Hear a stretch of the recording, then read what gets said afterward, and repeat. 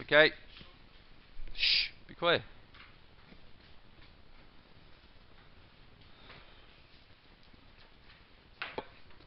What we have here is this, guys. We have 3 points A, B and C. They're fair to say it's a triangle shown. What we gotta do first is, all you have to do is find the length of AB. What formula do you use and where do you find it? Where do you find the length formula of a line? Where in the tables? And what is the formula? X2 minus X1 plus 2 minus Y1 squared. Okay. Shh. Once you're done with this, page 18, wasn't it? That's what I said earlier. Okay. A is the coordinates of A are -9 and it's 3 up. The coordinates of B are now this is an odd one, okay? Because the coordinates of B are -4 and 3. Do you need to do that formula? If the line goes straight across, do you really need to do that formula? No. The formula will give you the right answer. If you substitute in x1 is -9, y1 is 3, x2 is -4, y2 is 3. If you substitute it into that formula, everything will work grand. You'll get the answer. But they did this on purpose, actually, because most students will actually go straight for that. But if you look at the diagram, it just goes straight to the left, doesn't it? So look, 1, 2, 3, 1, 2, 3, 4, 5. The answer is going to be 5. So the length is 5.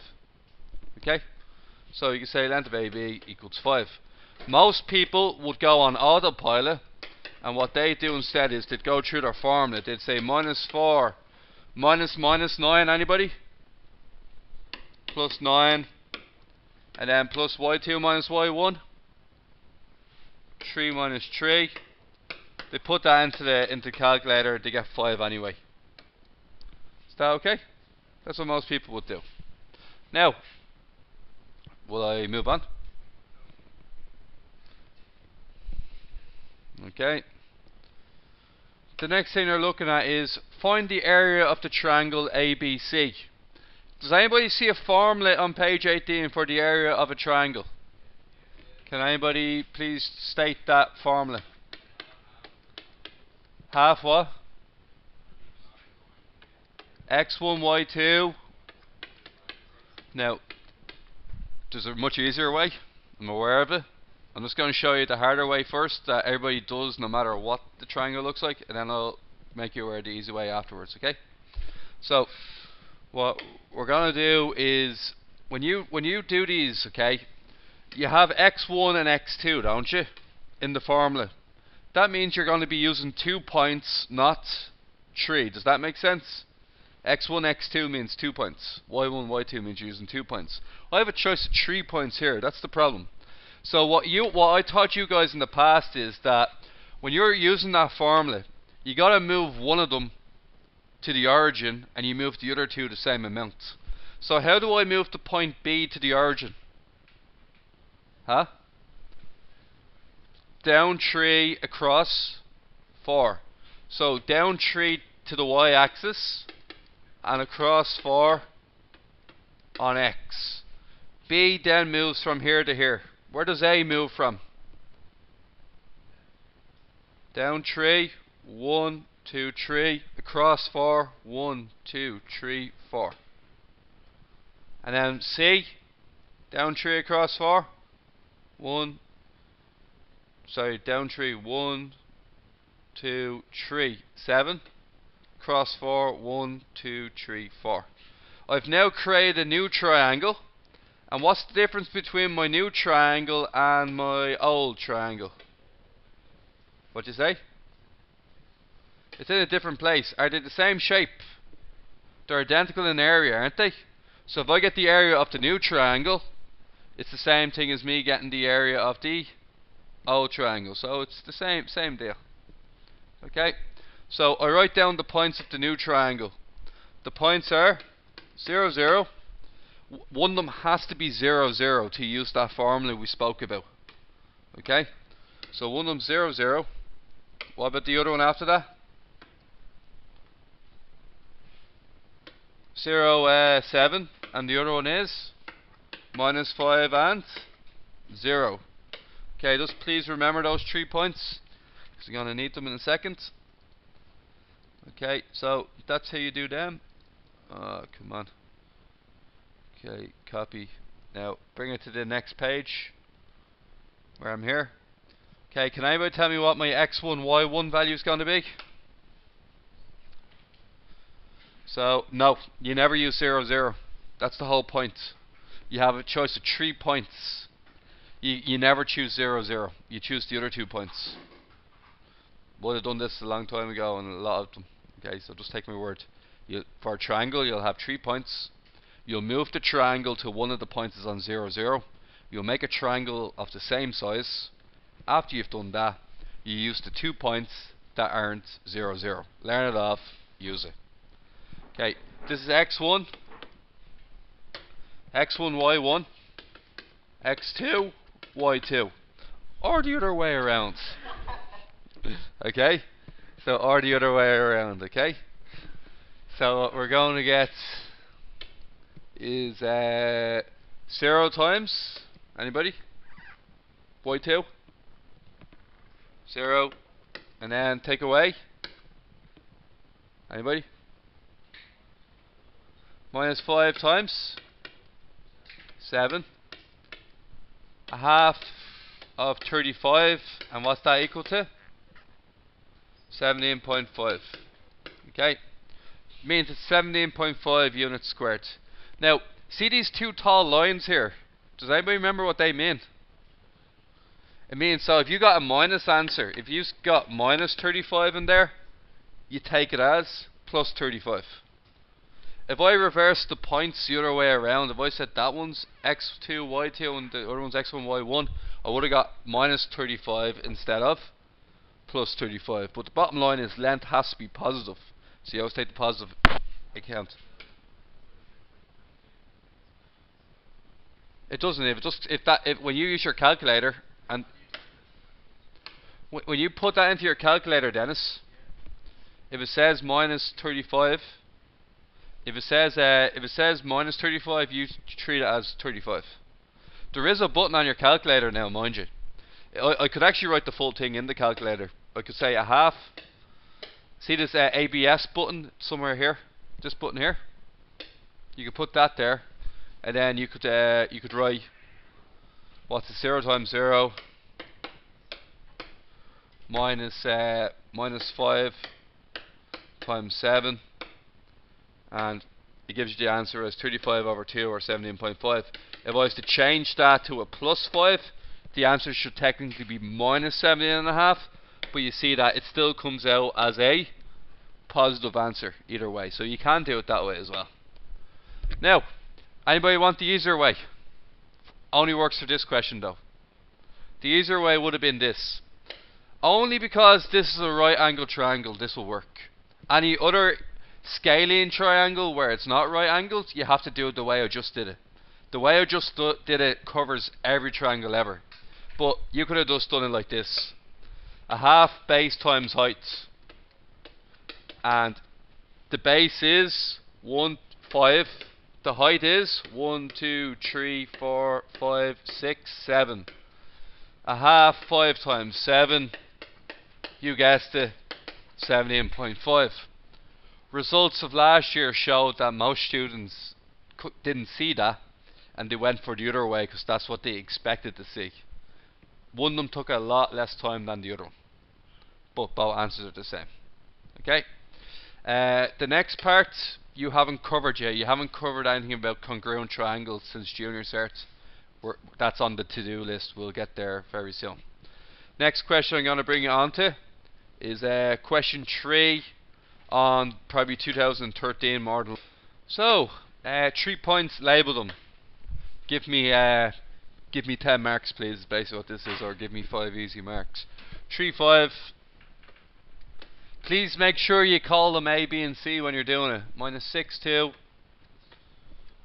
4 minus 4. Find the equation of line AB. What's the equation of a line? Where can you find it? Tables. So what one are you going to tell me to do? Sorry? Okay. Alright. I'm going to do this roughly 2 ways for you. I'll do it 2 ways just to give you a bit more versatility in how you go about your questions, right? First things first, when you're talking about a line, we're talking about the line AB, aren't we? So, we're technically talking about this here. And please remember that, technically speaking, the line just keeps going in both directions. If you're talking about a line segment, that stops at A, stops at B. But a line goes both directions, right? Can anybody in the class tell me, is that a positive slope or a negative slope? Positive slope, because it's going diagonally upwards. When you do the slope formula, if you don't get a positive answer, you know you've made a mistake. Alright? So these little checking mechanisms are very important regards knowing if you're right or wrong. You need the slope to make this work. What else do you need to make it work? You need x1 and y1. What is x1 and y1? Any point that's on that line. So how many choices do you have? You have a load, but how many easy choices do you have? 2. Pick one of them.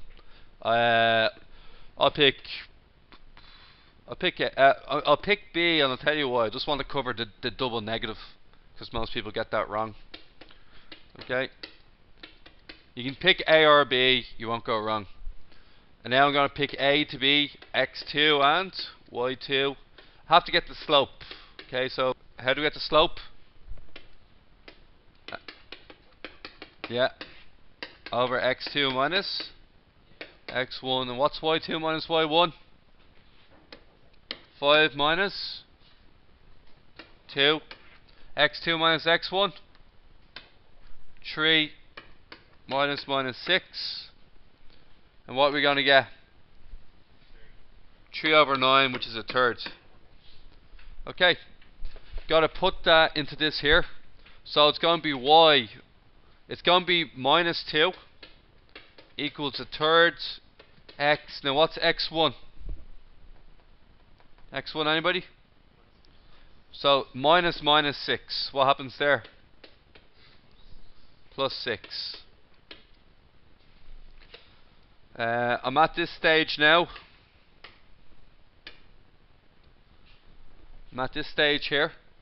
Can anybody tell me how do I get rid of that 3 on the bottom? Where should I go?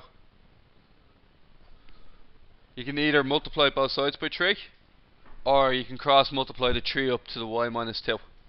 Either way, the 3 gets multiplied by y minus 2.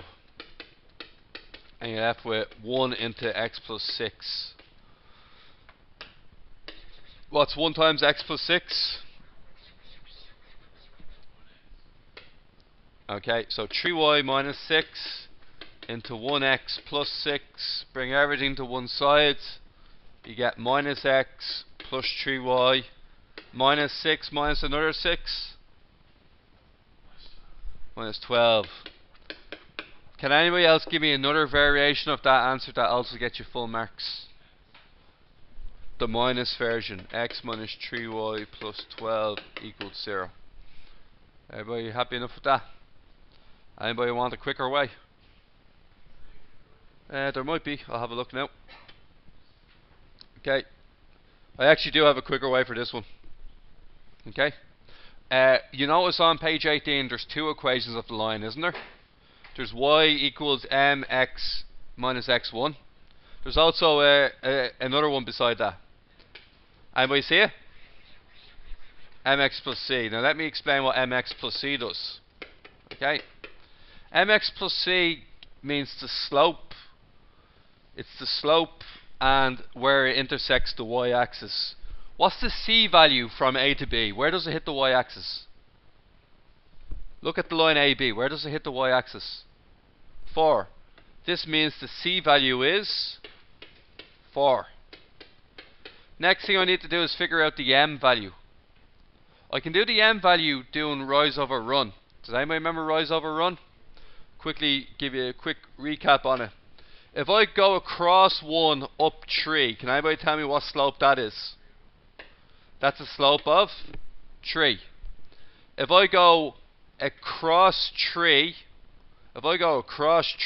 up 1, such that it's a reasonably shallow slope, what slope is that? A third. If I was to, it's always a positive slope when it goes diagonally up to the right. What happens if I was to, alright. If I was to go to the right 4 and down 1, what slope would that be? Right 4, down 1. Minus 1 over 4. You're going 1 down for every 4 you go across.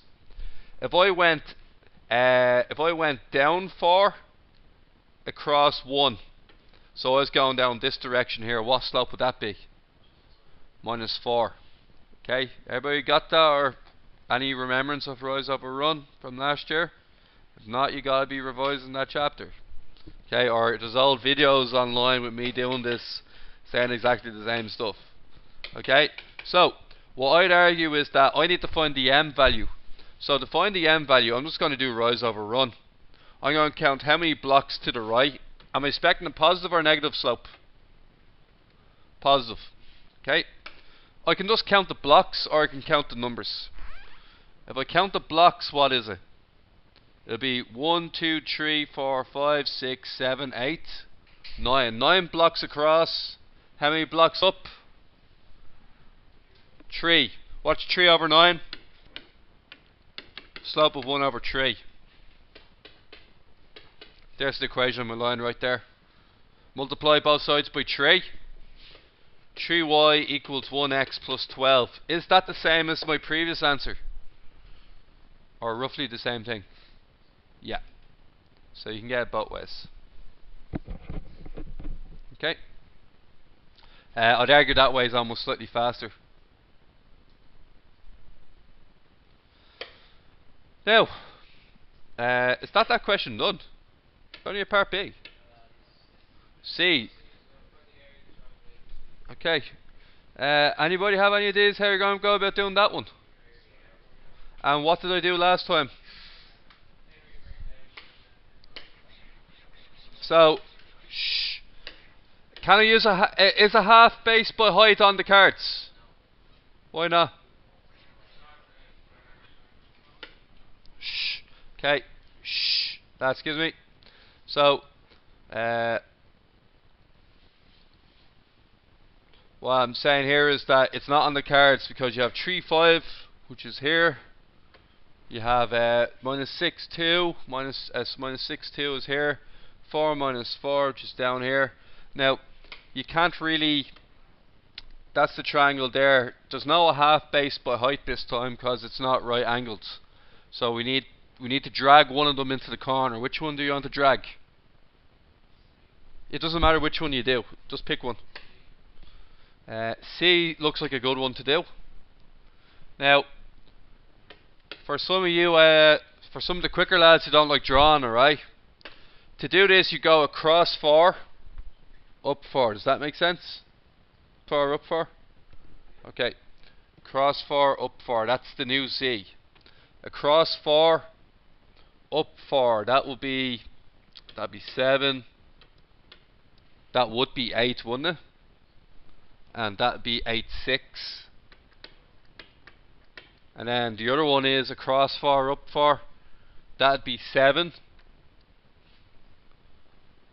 And wait a second. 3, 5, yeah. So if it goes up 4, it'll be at it'll be up at 9, wouldn't it? 1, 2, 3, 4. Yeah, it'll be up at 9, and then it has to go across 4. So that point would be minus 1, 9. You'd probably have to draw it at the back of the copy realistically, wouldn't you? You'd have to go to the back page of your exam and just draw it out. Can anybody tell me a different way of doing it without actually drawing it? Is it minus 4? Oh, sorry, B is minus 10, you're right. Sorry, excuse me. So guys, go at this again. Shh. Go 4 to the left, 4 up. That will put me at minus 10. And Adding 4 to 2 will put me up at 6, so it'll be minus 10, 6. The other one is take away 4, you end up at minus 1. Add on 4, you end up at 9. Let me show you a quicker way of doing it, okay? A less visual way of doing it. A less visual way of doing it would be to show that you changed 4 minus 4 into 0, 0. How did you go about doing that? You took 4 minus 4 to x to bring plus 4 to 0. And what did you do to the y value? You added on 4. So what does that mean? What does that mean about the point minus 6, 2? What happens to that? Exactly. Minus 10, 6. And then what happens to the other point, which is 3, 5? What happens to 3, 5? Take 4 away from 3 and you get minus 1. Add 4 into 5 and you get 9. So you can do it without drawing it, or you can do it with drawing it, whichever is your learning style. Most people understand it better when they draw it, but that takes more time. And in an example like this, you can't even fit it into the graph, so you'd have to go to the back of the test, draw out a new graph. That's time consuming, but you might understand it better. Yeah, it is right, yeah. Okay, so there are your 3 points. Your 3 points are in 0, 0, minus 10, 6, and minus 1, 9. And you'd use that in the formula a half. I'll leave that one to you for later. You'd use that as a half x1, y2 minus x2, y1. Everybody happy enough they can finish that? Okay. Making the points is the hard part. This one here is probably more than likely to... What we have here is an equation, okay? And we have to find the slope. Can anybody tell me what's the 2 ways you can find the slope of a line? There's only 2 ways you can do it.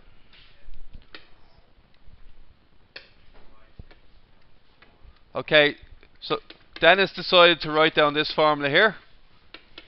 That's usually a good call. But what do you need to make that work? 2 points. So you haven't got 2 points currently. You could guess 2 points if you wanted. You could make up like you could say, you could pick when x equals 0. Do you know, when x is 0, you could then calculate the y value to be minus 9. No, just 2 ways. I'm explaining both ways to do it now. This is way number 1. You choose x equals 0, you get y equals minus 9. And if you chose y to be 0, what would the x value have to be then? So you can choose a value, but then the other value gets chosen for you. So as an example, if I said 3x plus 2y plus 18 equals 0, if I choose x to be 0, yeah, that means that 2y plus 18 equals 0, and that will eventually give you y equals minus 9 when you solve it. That means the point 0 minus 9 is on this line. Okay? We also need another point to make this work. What would be the other point we could do? We could try when y equals 0. So you could try when y equals 0, and what you could say then is, look, 3x, what's 2 times 0? Nothing. And then bring the 18 over the other side, and you get 3x equals minus 18, x equals. And there's your second point. And then you could do the slope formula like Dennis asked. Yes? No. Okay, no other way. I'll show you one, no other way calculator wise. Now here's the way I would do it. I wouldn't do it that way. That way is also how you draw a line. If I ever ask you to draw a line, you need 2 points to draw a line. So you can draw a line using that method as well. So you can get the slope and you can draw the line from the one method. Now here's a second way I would do it. I'd write down the formula y equals mx plus c. What this means is if I get y on its own, it's guaranteed that whatever is over the other side, and in this case it would be minus 3x minus 18, divide both sides by 2, And when I divide both sides by 2, I get minus 3 over 2x. And then minus 18 divided by 2. Minus 9. What information do I have now? What's the m value? The m value is also the slope. So that's a quicker way to get the slope. The other way would have got you the slope as well. Is that alright? Once again, if you haven't gone through every exercise in the geometry chapter recently, you don't have these tricks up your sleeve. Now, K is perpendicular to L. If we're talking about a slope that's perpendicular, what is that slope? Huh? Change the slope upside down, Nick. If you're looking for a perpendicular slope, we currently have a line that goes this direction here. That's the original line.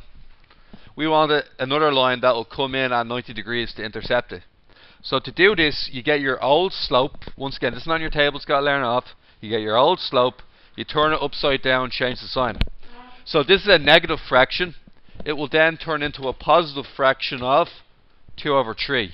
Your new slope is 2 over 3. It's asking you for the equation of K. What type of object is K? Is it a line or a circle?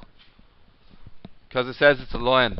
That means you're using the equation of a line. And when you're done using the equation of a line, what do we need to know? We need to know the slope. And what else do we need to know? We need to know a point on the line. Do we know a point on the line? Do we know a point on K? Read the description of the question. Do I have an x1 and y1 value? 7 and 0. 0 minus 7. Multiply the left side by 3. The number on the bottom, 3y equals 2x minus 14. Bring the 2x and the 14 out the other side. Minus 2x plus 3y plus 14 equals 0. That is the equation of your line, or the minus 1 version is the same.